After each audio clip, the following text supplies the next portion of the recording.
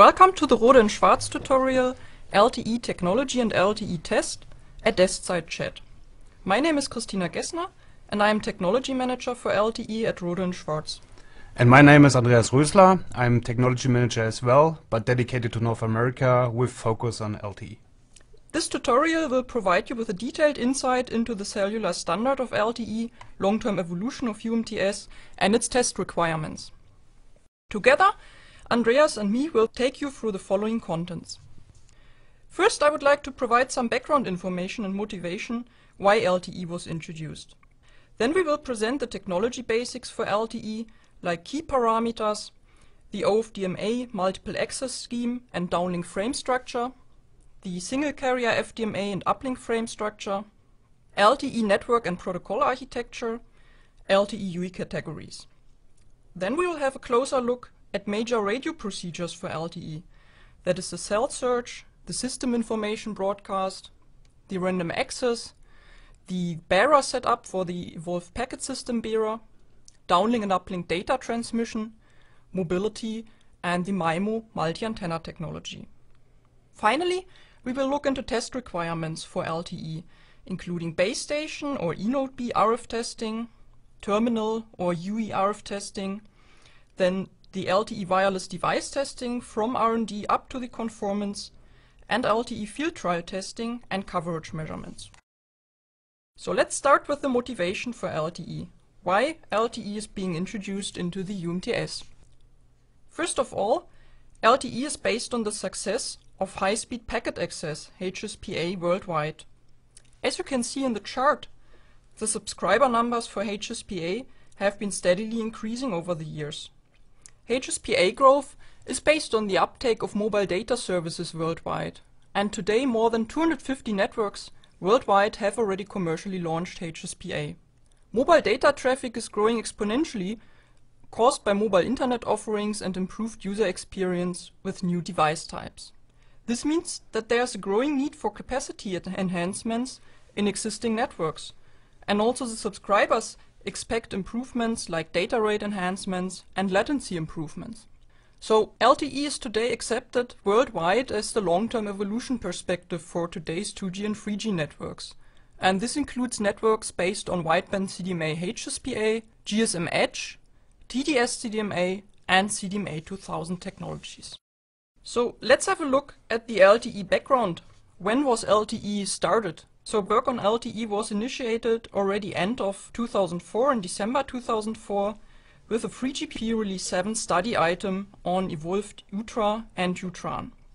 A quote from the motivation of the study item says, "With enhancements such as HSDPA and enhanced uplink, the 3GPP radio access technology will be highly competitive for several years.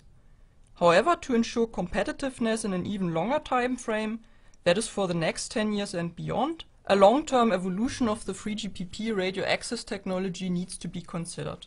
Technically, basic drivers for LTE have been reduced latency, that is better interaction times between the network and the user in terms of reduced round-trip times, higher user data rate, peak and average, improved system capacity and coverage, as well as cost reduction for the network operator means migration to the new technology and also operating the network.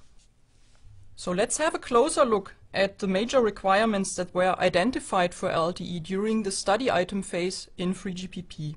First of all, the data rates. Peak data rates of over 100 megabit per second in downlink direction and over 50 megabit per second in uplink direction should be achieved with LTE. And as we see later, these targets have even been exceeded. Improved spectrum efficiency. The spectrum efficiency for LTE should be 2 to 4 times better in comparison to the 3GPP Release 6 technology, that means HSPA. Improved latency. Radio access network latency, that is the round trip between the UE side, the radio network controller on the UTRAN network, and the UE shall be below 10 milliseconds. And also the control plane latency shall be reduced significantly. LTE supports scalable bandwidths. Values from 1.4, 3, 5, 10, 15 and 20 MHz shall be supported. Both paired and unpaired spectrum shall be supported. That means a frequency division duplex and a time division duplex mode, FDD and TDD mode, are supported in LTE. LTE shall also support interworking with legacy network in terms of 2G, 3G networks of today, GSM Edge, wideband CDMA, HSPA, and so on. Cost efficiency. This means that for the network operator, LTE shall provide reduced capital and operational expenditures, including also the backhaul situation, which should be improved for LTE.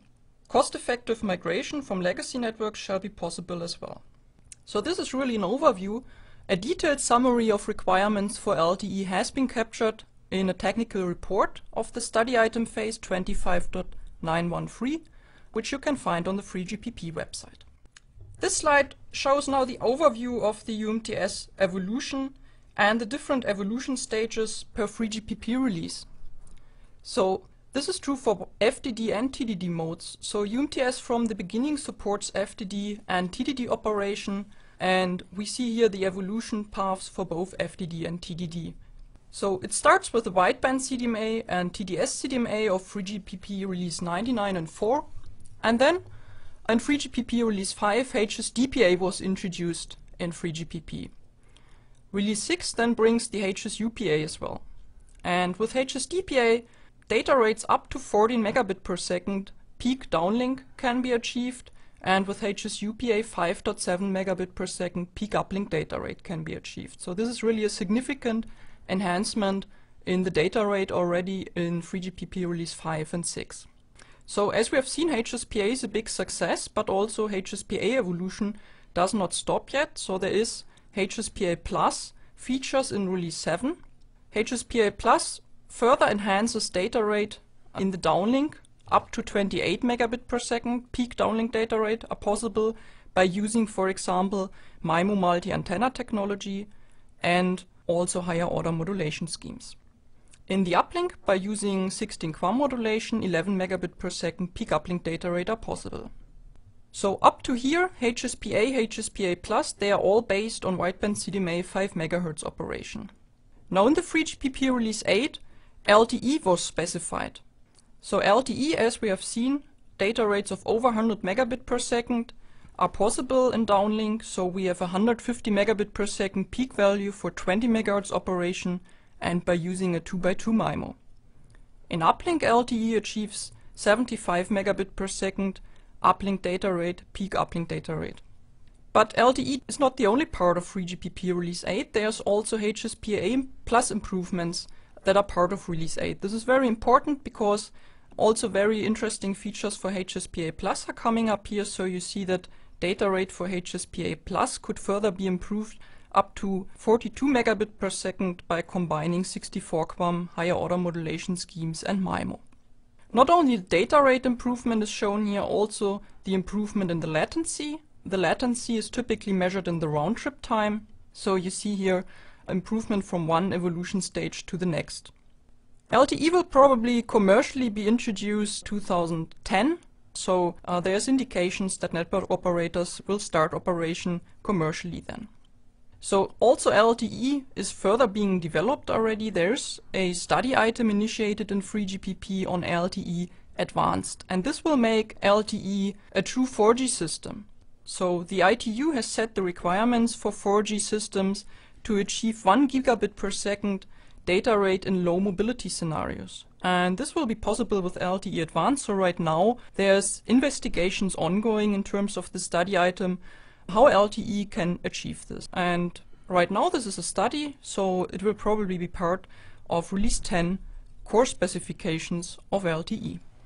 Christina, one question. If LTE Advanced is covered in the release 10 and LTE itself in the specified in release 8, so what about the release 9 of FreeGPP?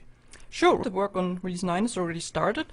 There's some enhancements to LTE coming up, like work on the home eNode B for LTE, for example, and so on. So there's already work items defined for release 9, and this will bring further improvements for LTE and also for HSPA Plus.